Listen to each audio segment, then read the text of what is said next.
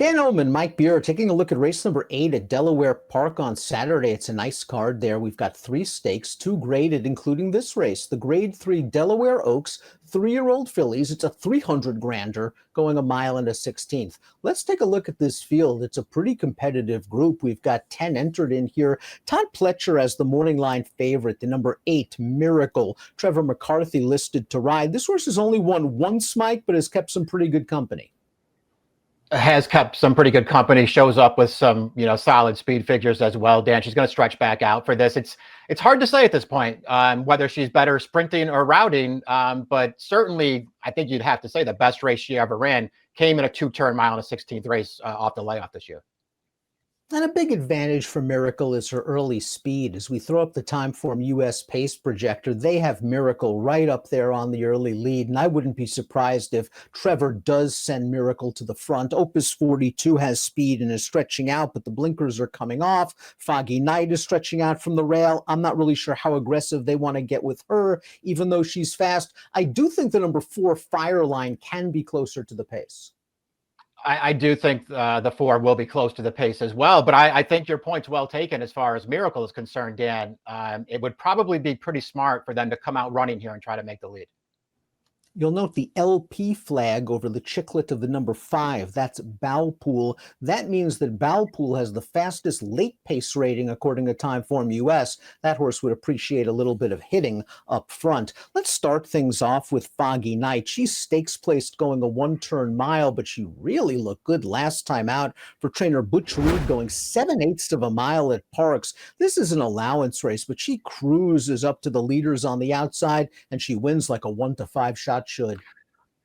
Yeah, just absolutely gallops in this race. You could tell that she was going to win basically right from the start here, Dan. And she does. She wins very, very impressively. The race does not come back that fast, but it's still a good-looking performance. She was really unlucky in her 3-year-old debut. She was best that day as well, but just found trouble at every turn in that race and still almost won. She's got to run faster, but I think she has some potential here, Dan. If she's some kind of a big price in this race, I'm using her.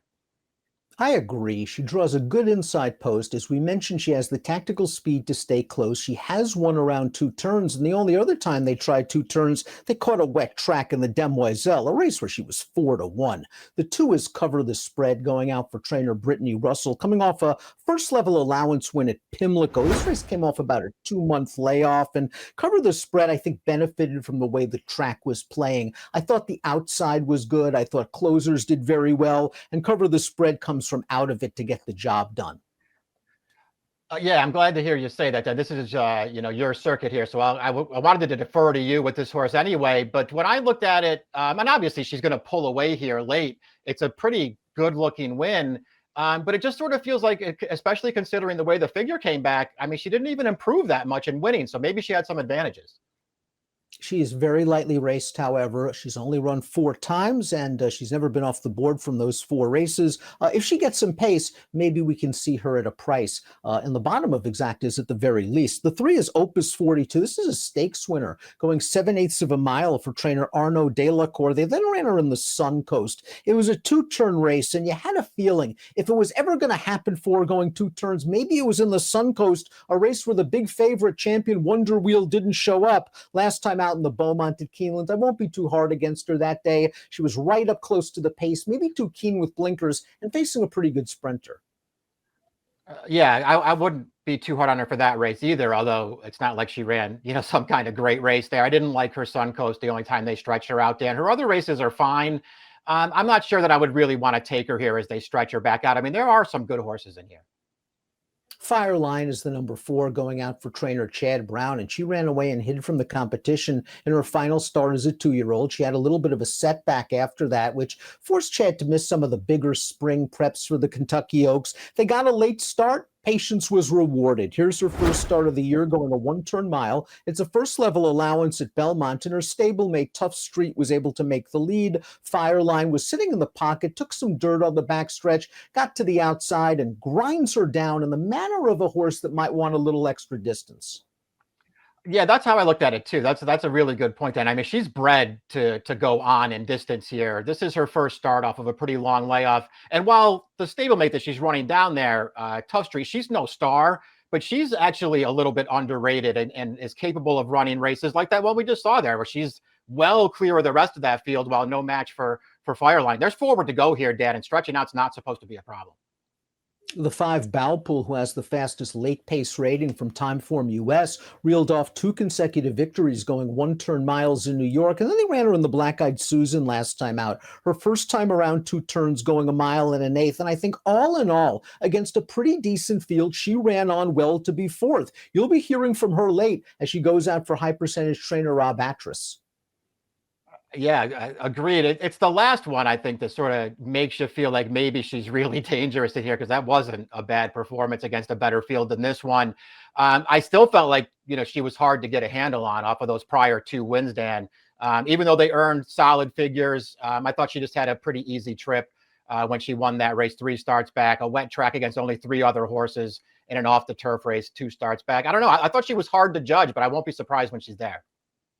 I don't think we should hold the 6 Promise Her America's last race against her. Heck, it was the Grade 1 Kentucky Oaks. It's a strenuous race for any 3-year-old filly. And Promise Her America, a filly that likes to be up close to the pace, just faced a faster pace than she's ever seen, fell behind, got in some traffic, and was probably not good enough anyway.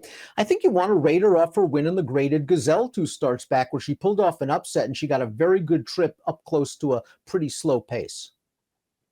She did get a good trip in that Gazelle 2 back. She was on the outside all the way, though, Dan. I thought she ran pretty well there. She was the longest shot on the board that day, but I still thought she won that race fair and square.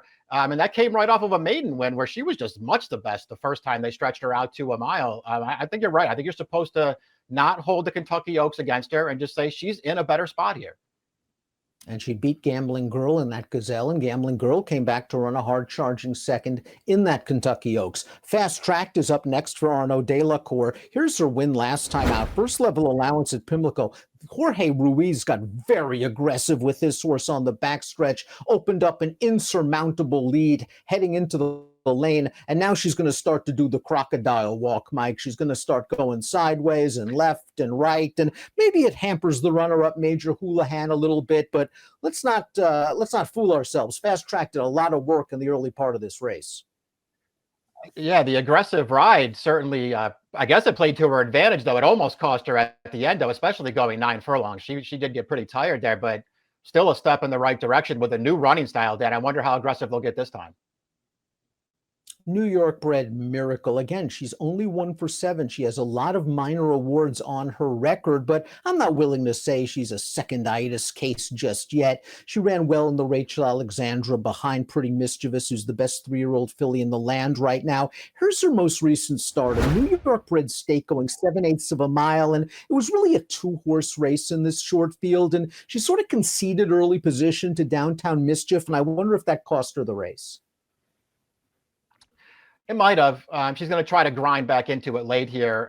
7 furlongs is probably pushing the limits of Downtown Mischief here, Dan. So I don't know that I wanted to give Miracle too much credit for starting to cut in here in the late stages. Either way, though, Downtown Mischief is a pretty nice horse, and Miracle's just second best in this race. That performance was fine.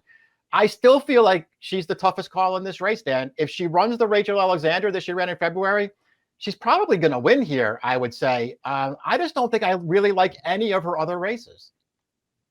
And she's going to take a lot of money in this race based off the Rachel Alexandra, based off the connections, and based on a potential pace edge. Cats in the Timber is a Brittany Russell trainee who won the Weber City Miss 2 starts back, which was a winner in for the Black-Eyed Susan. Probably one of the reasons why Brittany tried the Black-Eyed Susan, despite the Weber City Miss just getting a really slow figure. Cats in the Timber just needs to run a little faster.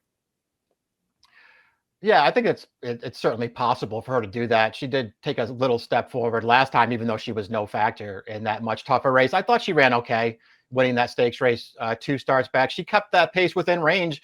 The fractions don't look that fast, but the 2 favorites were kind of racing up front in there. This filly stayed within range and closed it down.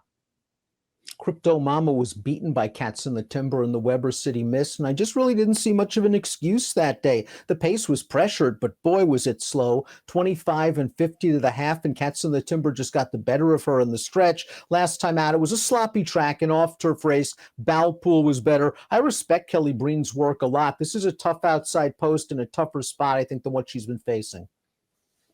Yeah, it probably is. You're probably right about the race. Two starts back, Dan, because the fractions weren't fast. When I went back and watched it, you could tell that her rider was just really concerning himself with the 3-5 favorite in that race, who was on the lead, and he just didn't want to let her get away. By the way, that horse finished last, and this horse was still Yeah. fighting on at the end. So I know the fractions weren't fast, but maybe it just worked against her because they were so occupied with that favorite in that race, and then she couldn't hold on. I still don't think she's that good, but I didn't want to be too hard on her for the race too bad. Top pick time for the Delaware Oaks. We're going to try to beat the Pletcher Train favorite. It'll be very interesting to see if Fireline takes a lot of money off of the big figure she earned last time out and the big margin of victory 2 starts back for Chad Brown. But I think she can adapt to the pace. She usually breaks pretty sharp from the gate. I like her upside. I do too. I just prefer her to Miracle, who I'm just not really sold on at this point, Dan. So I'm going to take the 4, and I'm going to try to get that 1 in there, Foggy Night. I think she might be better than she looks. I might try to sneak Bowpool into the number somewhere, thinking that if this pace heats up, she's going to close. I don't think she's exposed just yet. 4158 for Mike, 48510 for me. It is the Delaware Oaks, one of 3 stakes at Delaware Park on Saturday. Good luck.